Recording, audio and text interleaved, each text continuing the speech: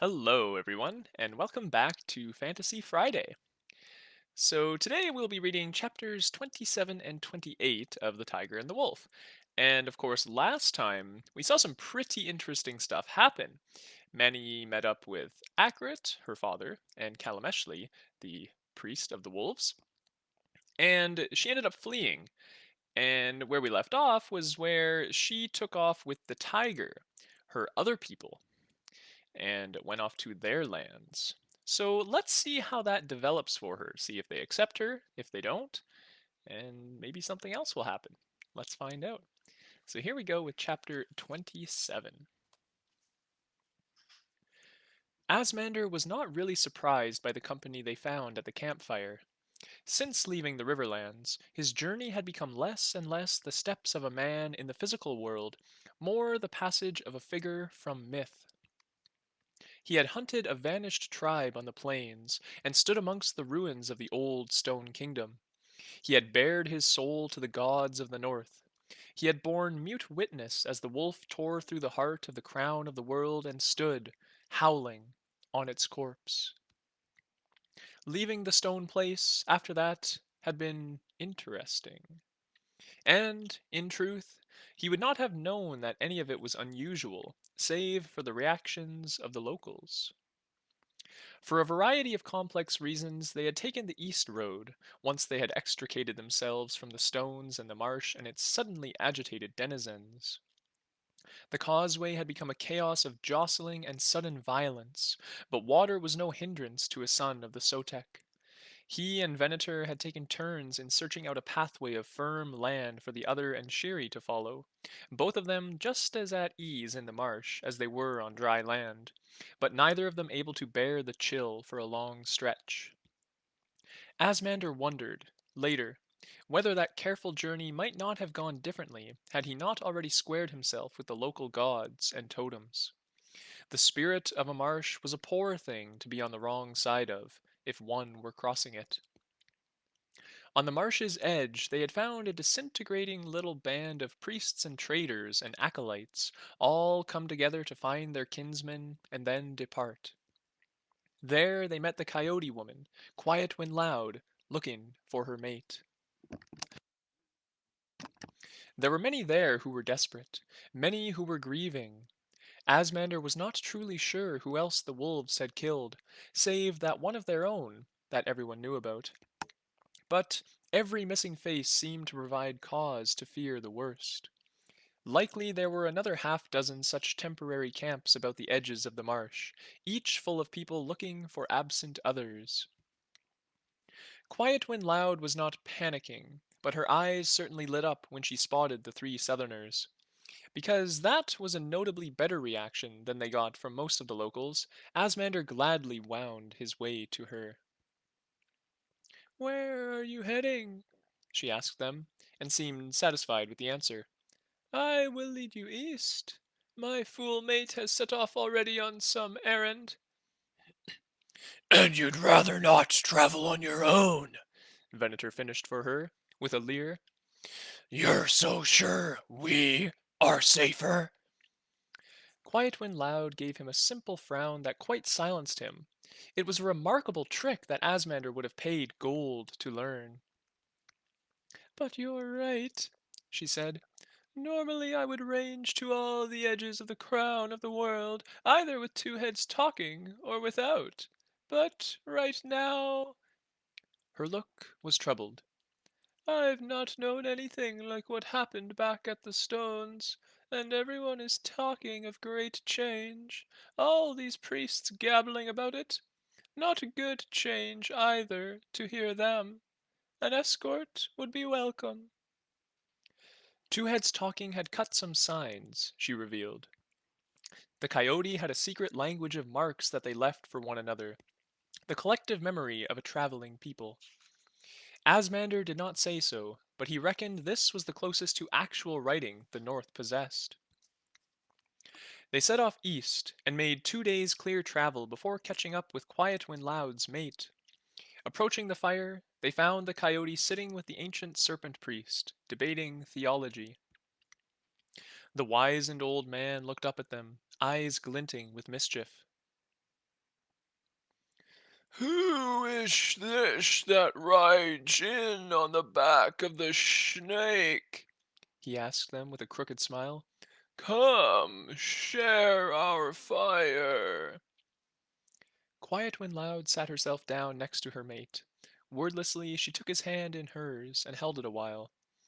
You've made good time, messenger. Asmander remarked, carefully. Hesprec's gaze was narrow, perhaps wondering what business had delayed the champion at the stones. And your path here has been solely to reunite these two children of Coyote? An act of benevolence that the cold gods of this land will, no doubt, entirely ignore. Asmander found a place across the fire from the old man, then glanced up at the others. You should bed down. No doubt we too will be talking a while. Venator grunted, cast a suspicious look at Hesprec, and then threw a blanket down on the ground. It was not his blanket, or had not been until recently. Asmander assumed he had made off with it during the confusion at the stone place.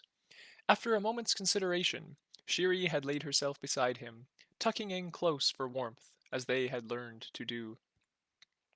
How long is it since you saw the banks of the Sotek, messenger? Asmander asked. The best part of 2 years. Hesprec's wandering tone made it sound a great age. I guested with the horse at where the forge meet before I came north. But news finds me still. I know the clan of the blue-green reach yet.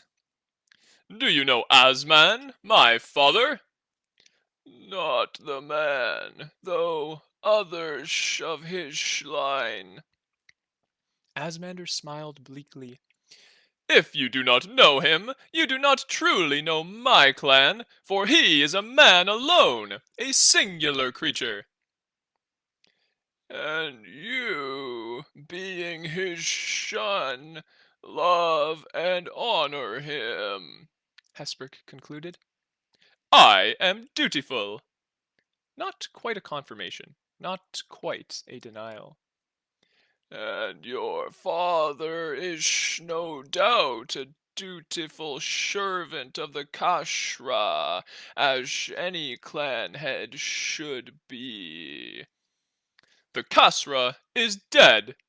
Replied Asmander flatly. The old man sat silently, watching him across the flames, digesting the news. What he knew of what occurred at Atalan, of the division between Techuma and Tecuman, the old Kasra's children, was hidden behind his veiled stare. Perhaps he already guessed at the need that had dispatched Asmander to this forsaken country, but the champion only hoped he would not ask. To speak with a priest of the serpent was like trying to navigate the shifting channels of the estuary itself. To lie to one would be far worse. Tell me of your own purpose here, messenger. Asmander fished. I came for word from the wise men and women of the north, and thanks to the gathering at the stone place, I have it. And what word did you find? Asmander asked. Hesprec sighed. Just a simple sound, but it sent a shiver down Asmander's spine that all the fires in the world could not have dispelled. That sound spoke of ages, great stone volumes of history that had come and gone, filled with the lives of men who thought that their now was the only now that mattered. Do you know what it is like to try and see what the future holds? The old man asked him. It is like looking into choppy waters at night and trying to read the march of the stars reflected there, save that you can see only one wave's worth of them, just so small a span of the sky. How, then, can any man know with any certainty what is to come? You look, and you look. Think, can it be? No, surely I am mistaken. That fragment I glimpsed, that looked all fire and broken things, that could have meant anything. He was smiling, but it was a skull's smile, especially on that near fleshless, parchment skinned head. But if a wise man were to travel to many lands, and speak to the wise men of those lands, and avoid being sacrificed to the wolf, which is always a danger, apparently, and a man might hear many views of the future, view many different handfuls of stars seen in the waters, and from those tales and divinations and half understood glimpses, a truly wise man might stitch together the whole cloth. Asmander was sitting very still, feeling inside him a deep cold that had nothing to do with the north. And what might such a wise man see? He whispered. In truth, he wanted the serpent priest to do what his kind normally did, snatching the revelations back at the last moment. He did not expect Hesprec to just speak on. When all those little fragments of tomorrow show fire and ruin, champion, what then? Tecuman! Will it come to war, then? In truth, is that what it means? And what would a river war mean to the crown of the world? Hesprec asked him. And anyway, wars. There are always wars, especially here. Is it the war the wolf now want to bring against the tiger then? Is it both these wars and the more besides? What question must we ask of these signs to put them in perspective? What has gone before? That was prefigured by such omens? Asmander asked promptly, earning an approving nod. The fall of the stone kingdoms to the rats, came a voice from an unexpected direction. Shyri, who had been lying still and breathing easily as if asleep, now sat up without warning.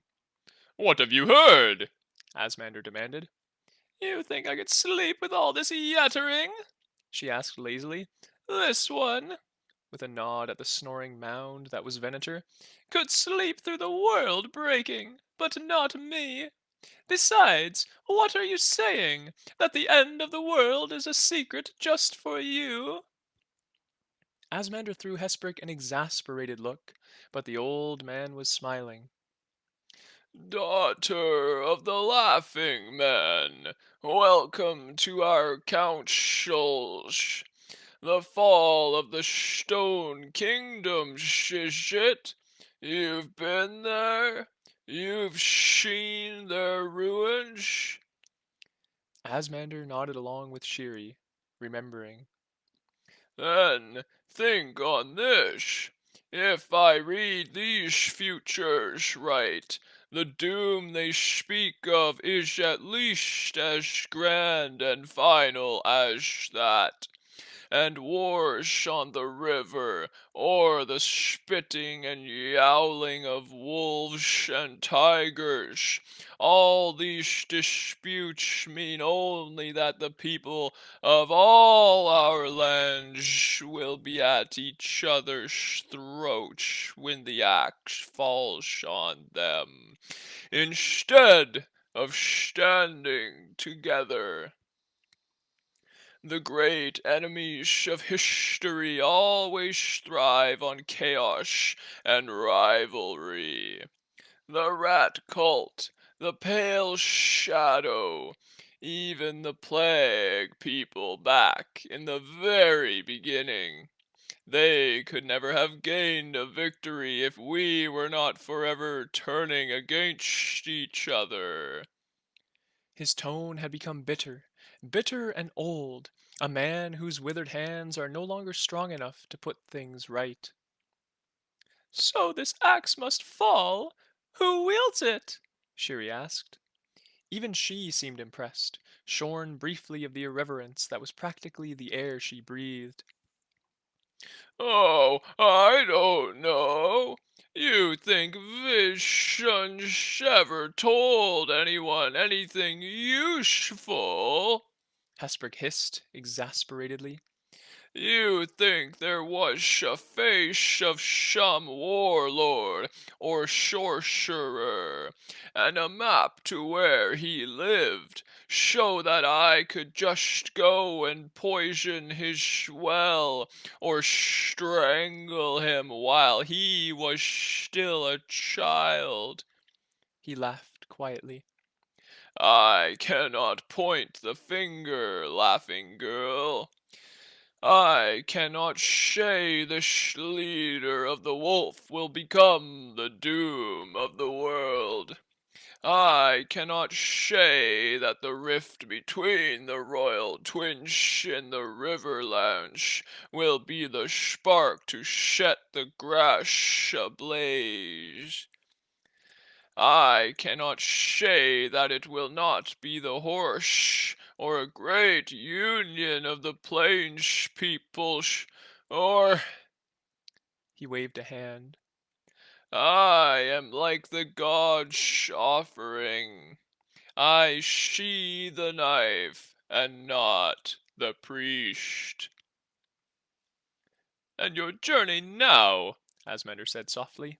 The road east, that is because of these visions. You go to prevent this doom. Wouldn't it be grand if that were the case? You'd be honored to come, of course. You, the champion, would have your part to play. Perhaps the fate of the world would rest in single combat between you and the enemy of all the peoples. Asmander felt a curious sensation inside him, a lifting, reaching feeling. Yes, it seemed to say. And can it be so? Hesprec laughed again. Oh, no, no. I have no idea what can be done, or if anything can be done. I have heard the wisdom of these lands. My place is back home, not herring off into the cold wilds like a fool. And yet, here I am. So why? Because there is a girl, a young girl. Hesprec said simply. She is fleeing the wolf, and it is possible she has found safety. Or perhaps she has found only danger, wearing a different mask. And I want to know.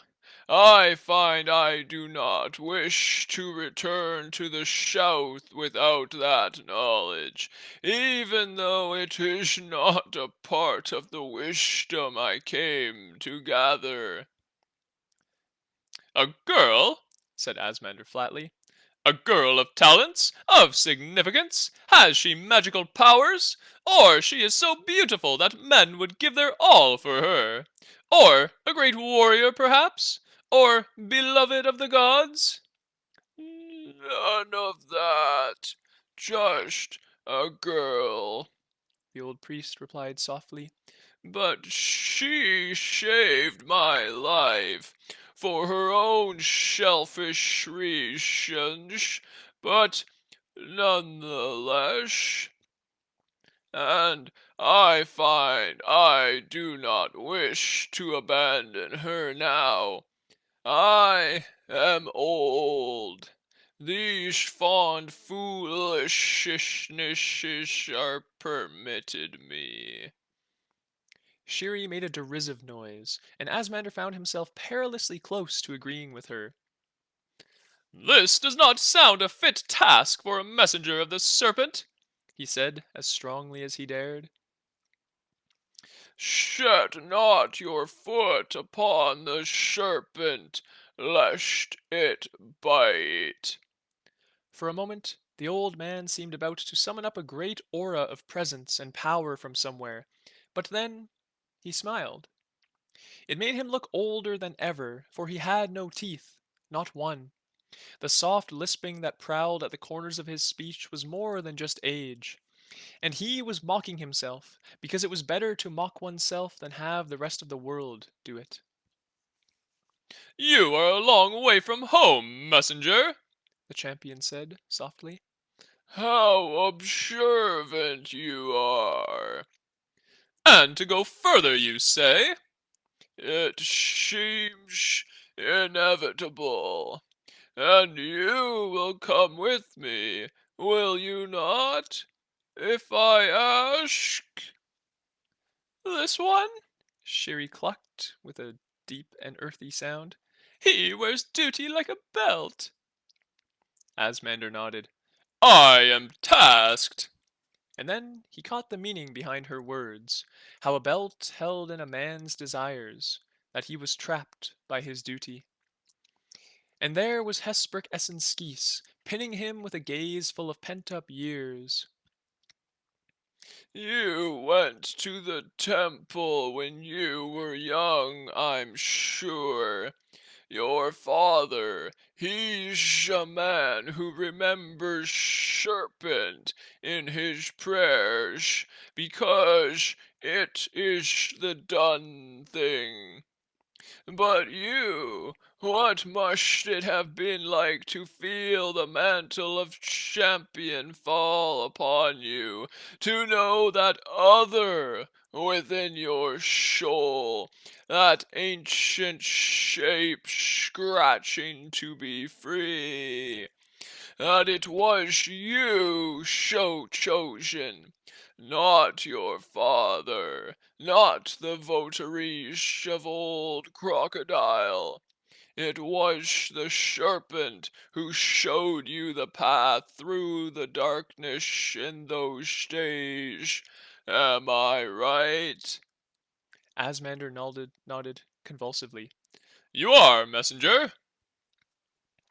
And now the serpent calls to you in his hour of trial. Here is one of the serpent's poor servants in need of your strong arm. You said yourself, this is just some errand of your own. And you were not listening. I said, this is no part of my mission here in the north, but there is no breath I take, no thought that comes into my head that is not the serpent's business. If I owe a debt, it is the serpent's debt to repay. Now, will you travel with me to the east, champion? He won't, Sherry said derisively. You argue like a sick man, priest, all begging and wind and no strength. These words sway no one. No doubt you're right, Hesprec said. But here is the difference between the Shun River Nation and the peoples of the plains, laughing girl. Our words are not just solitary stones thrown into the night. With our words we build. What sways the heart is the sum of all the words that went before. Asmander sighed. You're right, of course. Messenger, it would be an honor. He could hear it plain in those words that he thought it anything but, and yet the old man had played him, read him, moved him like a game piece. For I have walked the serpent's back to escape the darkness, so now I will follow it one more time. And that concludes chapter 27. So, we see that Hesprec is going on a journey. He would like to reunite with the girl. Wonder who that is. Might be Maniye. So, Asmander is going to go with him. He has agreed to. We'll see if he actually does. But anyway, let's hop back over to Maniye, see how she is doing in chapter 28. The stronghold of the tiger, that they called the Shining Halls, rose up a steep hillside, tier on tier, and all of it built from stone. Maniye had never seen so much worked stone in one place. There were towers 3 or 4 stories high, and many of them intact. In places, a high wall ran intermittently. Even the lowest and plainest of the dwellings were of stone, and even they were carved, their faces boasting panels depicting human and animal figures intertwined, fighting one another, embracing one another. The upper corners of every building projected into the shapes of gargoyles, lowering out over the broad thoroughfares that ran between. Higher up the slope, the buildings became grander as well. Below were the homes of the lowly, the dens of the thralls, Erechaka explained. Status and station was important to the tiger, where one was born and what one could rise to. The higher dwellings were for warriors, for the priesthood, for the rulers. Maniye had witnessed nothing in her life that might have prepared her for the great temple of the tiger. It rose in leaps and bounds from a squat, square base, spiraling into towers that lifted claws to the skies above, the stonework coursing fluidly with the bodies of 1,000 effigies. It should have been a chaos of mingling, contradictory shapes, but there had been a single mind behind it, so that the eye was led across this intricate, fretted surface with a sure hand, images and scenes leaping into the mind. The shining halls were certainly far grander than the village of the winter runners, and yet, as their tired horses passed beneath a gateless arch and under the eyes of a dozen armed tigers, Maniye noted that there were fewer people here than the sprawling size of the place would suggest. As they made their way between the buildings, ever on upwards, she saw that much of the stonework had seen better days too. Some had been damaged and not repaired. In a few places there were signs of fire blackening. She was left with the impression of a culture defined by what it had come to lack, that once had been plentiful. She kept those thoughts to herself. You are taking me to your temple? She knew the answer. Arachaka just nodded. And what will you do with me there? Bring you before the tiger, came the short answer. It had not escaped Maniye that some of the scenes that had leapt at her eyes from the stonework were of sacrifice, and intricately so. Whole gatherings of tiger priests officiating at the dismembering of those who would feed to their god. The shadow eaters, she thought. The wolf believed they consumed more than mere flesh. To the temple they took her, which Arachaka said was also the seat of their ruler, the heart of their world. She felt many eyes upon her as she stepped under the great stone weight of it. They did not look kindly on her. They saw a wolf. Within the temple there was a room of screens and fires. She had expected an icon, a carven tiger in mid-leap, perhaps. Instead, there was just an altar, a block of stone that was scored and cut. Behind it, a wall was carved over and over with repetitive shapes, and she saw the outlines of running cats there, each interlocking with the rest so that there was no part of the stone not coursing with a limitless cascade of them. Either side of her, the walls were fretted with 1,000 holes, so that what remained was almost a lacework of stone, and fires were lit behind, throwing their light through that maze of gaps. What now? Many could only whisper.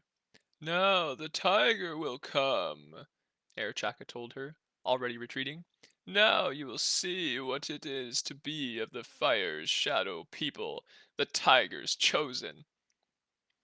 Many heard the fires being banked, their light leaping higher.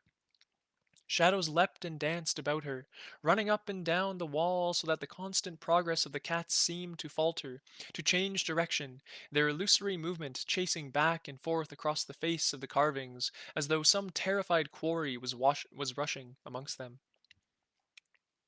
Around her, the piecemeal shadows cast by the twin flames seemed to thicken and coalesce, and yet she was still waiting for some effigy to rise up, something like the iron jaws of the wolf that she remembered from her home. Not my home, she told herself fiercely. I am of the tiger now. The traitor wolf within her walked the lonely reaches of her soul and bayed at her, but she stopped her ears to it. Only now, here with her mother's people, could she admit to herself how alone she had felt since leaving the Winter Runners. Hesprec, Loud Thunder, these were not her people. She wanted to be with her own kind. The shadows scurried and swayed about her. Although the fires were higher still, yet somehow the room was darker, until all those weaving spots and slashes of orange light seemed like embers on the very point of guttering out. As she watched, her eyes took in the circular dance of the shadows in her peripheral vision, and built shapes from it, so that the complex game of dark and light became abruptly the smoldering striped flanks of the tiger, there in the room with her. She fell to her knees, not through reverence, but fear. Yes, the wolf had touched her during her life, but that was a distant, dispassionate totem, a patient stalker always watching to see what she would do, what she could endure. The tiger was immediate, fierce, predatory in another way entirely. Not for the tiger the long hunt, the patient grinding down of fleeing prey. To be a tiger was to leap, to ambush, to strike suddenly, and sure. And can you? In her head, the voice was vast and purring, mingled with the low thunder of the fires. What are you? But you do not know yourself. I am of the tiger, she protested. I am your own. But the wolf was still howling deep inside her, and she lacked the means to drive it out into the cold night, and to sever it from her. We shall see what my people call you, but I suspect it shall be prey. She wanted to beg, but that would be weak. She wanted to demand, but that would be presumptuous. She did not know what she wanted. She wanted to belong. Somewhere. She wanted to belong. The red-lit shadows bunched and gathered, and in her mind the great beast sat up and regarded her indolently. Do you think possessing my blood will save you? I have the blood of your queen! It was Akrit's own argument, but now she clung to it because she had nothing else. But who truly believes that? The lazy, amused voice, always with a laugh hidden within it, and that laugh always cruel.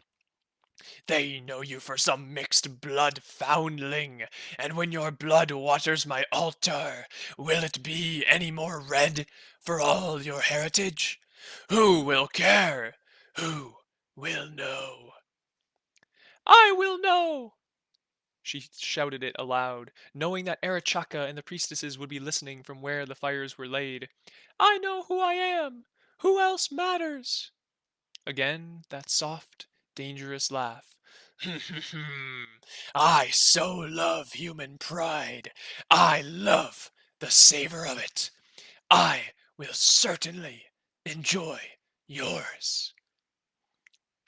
There were chambers beneath the temple that never saw the sun, and that was where they put her. The torches that burned there only stirred in the shadows. They brought the tiger down from its altar, let its smoky body pace instead the tangled network of buried spaces that she now had the run of. She was not a prisoner, not quite, for these were not cells. Still, when she encountered the steps leading up, there were always men of the tiger tribe there, waiting to turn her around. Other times she could not find any steps at all. Arachaka came down sometimes. With her she had thralls who bore food and drink, corn cakes and wizened little apples and stone jugs of dust-tasting water. When Maniye demanded to know what fate was intended for her, the priestess just cocked her head. "We deliberate," she said. "We know what you claim to be, but a little tiger blood, even a tiger's shape, does not make you her child. Are you some trick of the wolves? Are you just some child of two tribes who seeks to steal what is precious to us? Are you what you say? We have lit the low smoking fires, and the smoke has provided no answer for us. Not yet.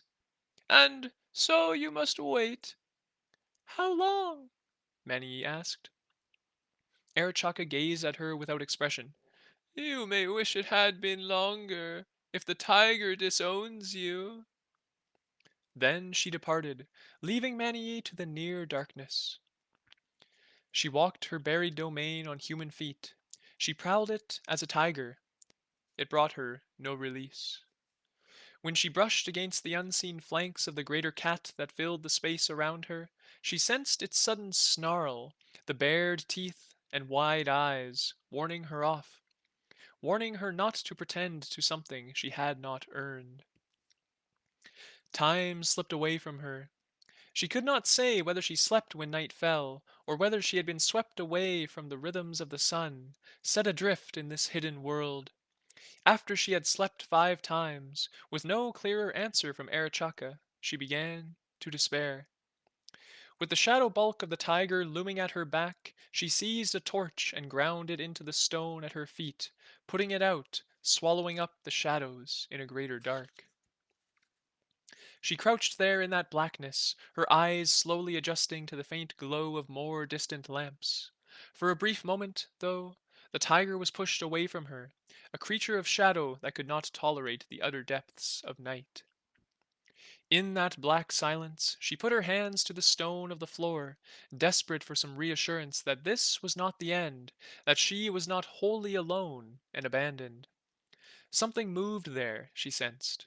It might just have been her own pulse, but she felt the slightest of shiftings beneath her hands, as though something vast and far deeper shifted its coils as her prayer reached it. She knew that she was fooling herself, and yet the idea was fixed in her mind now. Even as her eyes banished just enough of the darkness for the tiger to slip back in, she felt stronger, more hopeful, less lonely. Even here in the crown of the world ran the scaled lengths of Hesprec's god. When Arachaka came for her, not long after, she was ready. The priestess's gaze was keen and searching, but she said nothing, merely beckoning Maniye to follow. There was a quartet of warriors there, in case she demurred. She recognized Redjaw and Clubhead amongst them, but they would not meet her eyes.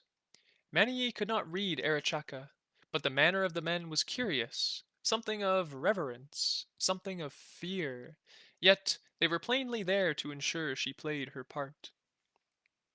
They took her into a deep chamber where water welled up from a crack in the rock that had been smoothed and carved until it resembled a human face.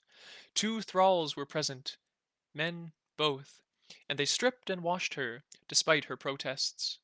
They kept their faces averted as much as they could, and would not speak a word to her, and the guards watched on throughout. At no point was there any hint of desire in any of them, or not any form of desire that might be consummated. They were treating her with the careful, dispassionate respect they might accord to one of their sacred carvings. At the end, they gave her a shift of fine calfskin that was dyed near black and set with rows of stones, beads of amber and green moss agate, and 3 colors of tiger's eye, dense and heavy enough that she felt she had donned a cuirass of bronze. Erechaka then reappeared and set a circlet about her head, weighty enough to be gold, and anointed her with scented oils. Maniye remembered what her father's plan had been, for her to come to the tiger and announce her heritage, for them to kneel to her and accept her as their queen, somehow usurping their devotion and government simply by virtue of her bloodline. That was how the world worked for the tigers, so Accurate Stone River had believed. No challenges, no consent of the tribe, just some sort of invisible fitness to rule conveyed by blood from mother to daughter. In the way they treated her, she did not sense that they had accepted her as their ruler. A ruler, after all, was required to engage with her people.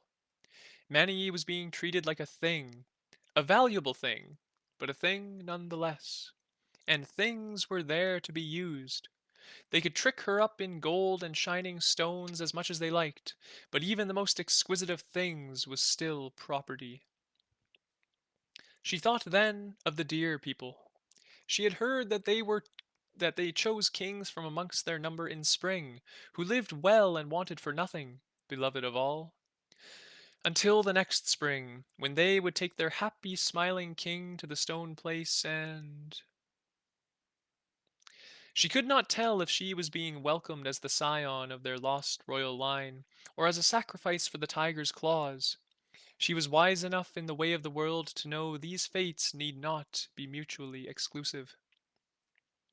After all, she thought, someone else has been ruling the tiger since my mother was taken from them. How happy would they be to find they have just been keeping a place at the fire for someone else? No, better to be rid of the newcomer, to denounce her, and do away with her. She was being led upwards through the maze of nested stone, climbing towards the sun. Maniye made the resolution then that she would run, girl feet, tiger, or wolf, if the chance presented itself. She would run and head for Loud Thunder's house, wherever that was from here, or for the Horse Society, or even just walk all the way to the southern lands and speak them Hesprec's name, and hope. But the shining hall of the tiger had few windows, and it was busy with thralls and priestesses and people of the tiger staring at her with a weird, unhealthy anticipation. They had a haughty grandeur to them, as if they did not see the broken carvings, all the small repairs that they no longer had the masons to perform. Here, wearing her wolf's face, she was surrounded by the scars of the war the wolf had brought against them, the wounds that an entire generation had not healed. Even now, the lair of the tiger echoed hollow to the tread of too few feet. Even now, the work of 100 hands was left undone.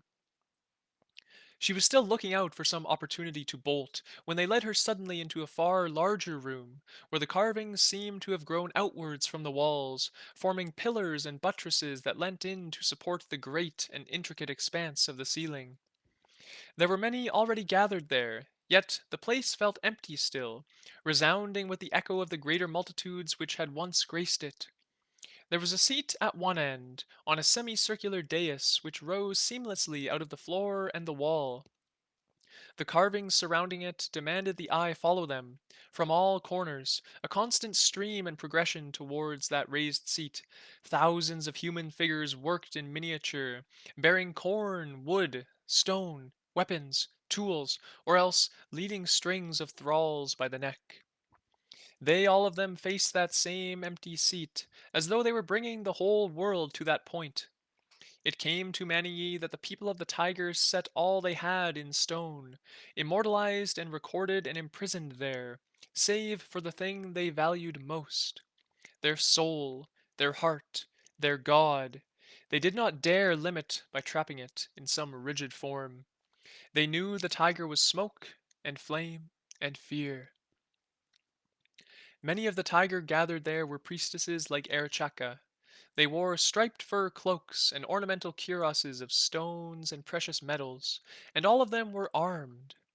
The others of their people, also mostly women, and all immaculate in furs and fine cloth, gave way to them deferentially. Amongst them she saw a delegation quite different in dress. She knew them as Erie men from the moment she set eyes on them, a band of haughty, hard-eyed men, their clothes embroidered with bone and feathers. Their leader wore a wooden harness about his shoulders, twin spars arching over them like the horns of the moon, the quills that decorated them turning them into perpetually spread wings. The Eriemen's faces were tattooed on one side or the other, but they were careful to look at Maniye only through the painted eye. There was only one woman in their number, Maniye saw, and she looked at nobody. She wore a cloak of feathers over her plain shift, and there was a leather collar tight about her neck. None of these things did Maniye understand. Then she was standing before the seat, the throne, wondering what must happen now. Erichaka was some steps away from her, and the guards also. The room was full of people, but she wondered how far she might get with a sudden surprise step and a dash. But there stood the throne, and it was empty still. Perhaps this was the test. Perhaps they were waiting to see if she would take what was hers by right. That was a strange and heady thought. Surely it could not be so simple. To just sit down on that stone seat that all the walls of the room were marching towards? But if she did not, was she giving the lie to her own story? Perhaps then she would be transforming herself from queen into sacrifice. By now she was very alive to the way that everyone in the room was watching her. It was not obvious, not an overt stare, but their attention was on her none the less. It was exactly the way that a tiger stalks its prey, she thought, subtle, and again subtle. Then, suddenly, the pounce. Sensing the minute shifts of stance and attitude all about the room as she drew closer to the throne, she became convinced that they were not waiting for her to seat herself there. To do so would be an unforgivable usurpation.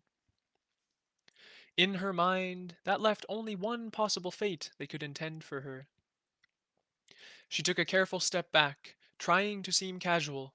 Still, that dreadful focused attention encompassed her, and it was the tiger watching her through the eyes of his priesthood. It was there in the room with her. It was all the empty space that was not peopled. I will run, she told herself. I will be swift and sure, and I will run. And she turned, ready to step down onto her wolf feet for extra speed, and saw him. A cry escaped her lips and died there. It was impossible! There, in the doorway, standing between her and freedom. There, in the den of his enemies who should have cut him down in moments. There stood a lean wolf tribe man in well worn leathers and furs, with ice colored eyes. Broken Axe. Broken Axe was here for her. Even the tiger could not stand in the way of his hunting. She pointed, but she could not say anything. Right then, she did not honestly know if anyone else present could see him. She would have believed anything. He was smiling slightly, that expression that was becoming more familiar to her than her own would ever be. Of all of them, only he looked at her directly. Many tracks. She saw his lips form, and he took a few steps into the room. She saw the eyes of the tiger people track him, and then slide off him. They did not want to acknowledge him. Somehow they could not deny him. Their warriors tightened their fists and scowled, yet nobody challenged him. And he advanced on her, step after step, like a terrible dream. Then he had stopped, and everything had changed. The room had shifted around her, again like a dream, so that all the attention that had been moving between her and Broken Axe was abruptly elsewhere, following the great sea of stone figures until it reached the throne. Maniye turned. The throne was now occupied. The woman who sat there was hard-featured, and there were scars on her hands and one on her chin. Her eyes were like green stones, lustrous as emerald and as cold. Compared to the bright display of the priestesses, she should have seemed drab, wrapped as she was in a dark pelt. When she moved, though, she smoldered, and light gleamed and glittered in red bands within the fur, like fire in the deep woods. It was plain to many that the tiger had spared no time in finding a new ruler, for this woman commanded their attention entirely. From the moment she took her seat, her hand lay on everyone in the room, stilling them. Even the proud Erie kept their disparate eyes low. "Come forwards," she said, and that chill green gaze cut into Maniye. She took a stumbling step, knowing only that all chance of escape had been stripped from her. That cool gaze anatomized her calmly, tallying her faults and features, until the woman said, "I only see him!" There was a movement at Maniye's shoulder, and she flinched as she realized Broken Axe had come up behind her. She still could not understand how he could be here. The enthroned woman laughed at her reaction. "It seems you make friends everywhere you go, Broken Axe." And Maniye felt like shouting at her, shouting at all of them. "Don't you know who he is? Don't you realize that he's the man who killed my—" She felt something, some certainty she had lived with forever, fall out of her world. Suddenly the woman before her was different, entirely different in every particular, even though she looked exactly the same. "My mother! Now she knows me," the Queen of the Tigers declared with satisfaction. Ooh, so that concludes chapter 28. Big old cliffhanger once again. This author likes those, does he not? So, Manny gets a full introduction to the Tiger Clan, and it just so turns out that, well, through her interpretation, and Broken Axe's being there in the Hall of the Tiger, the current ruler of the Tigers is actually Maniye's mother, the woman who is supposed to be dead, who was supposed to have been killed by Broken Axe, who her father believes to be dead. Something shady's going on there. Broken Axe is keeping some secrets, and Accurate is none the wiser. So, let's see how that turns out next week when we read the next two chapters, 29 and 30, on Friday. Once again, right here at noon. So, I look forward to seeing you then, and until then, enjoy your weekend. Bye now.